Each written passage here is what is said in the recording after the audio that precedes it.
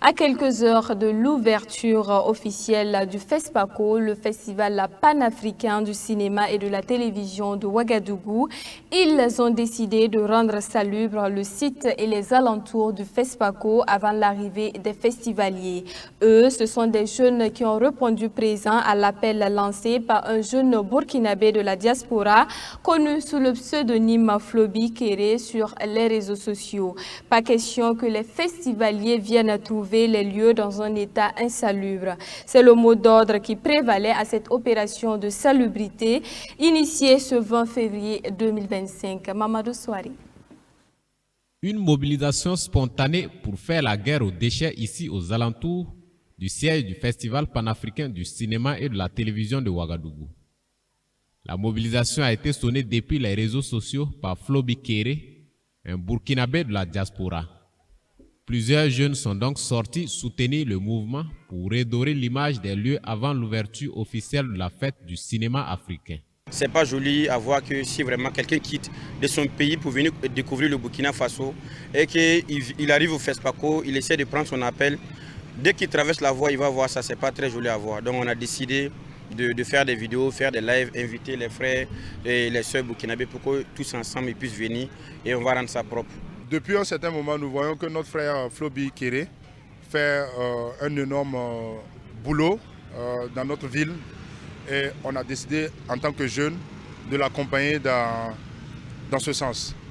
Et là, il nous a intégrés dans un groupe et il nous a appelés à l'accompagner pour venir rendre la déventure du FESPACO propre avant que les étrangers ne viennent. De l'intérieur à l'extérieur, ces jeunes engagés ne laissent rien de tout ce qui est déchet sur leur passage.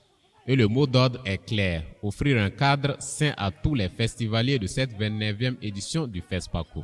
Le FESPACO, ce n'est pas pour les Burkinabés, je le précise encore. Le FESPACO, ce n'est pas pour les Burkinabés. Le FESPACO, c'est pour l'Afrique et le monde entier. Donc on doit rendre le Burkina Faso tel qu'il est, propre. Voilà, tel qu'il est. Il ne faut pas que non, des gens vont venir trouver que non, il y a la pagaille partout, c'est sale. Non. Ces jeunes se désolent cependant du manque de civisme de certains riverains qui, en lieu et place de se joindre à l'action, avaient plutôt des messages de découragement. Il y avait des vieux et puis des grandes personnes qui étaient assises autour. Ces personnes se sont levées pour venir nous dire de venir, on va ramasser devant ce jeu-là. Tout en sachant que c'est eux qui vivent là-bas, ils travaillent là-bas, mais ils ne sont pas capables de ramasser les ordures. Au lieu de se lever, en même temps, on va se mettre ensemble. Ces personnes sont assises en train de nous regarder travailler. Et en plus, ils nous appellent pour dire non, venez ramasser devant chez nous.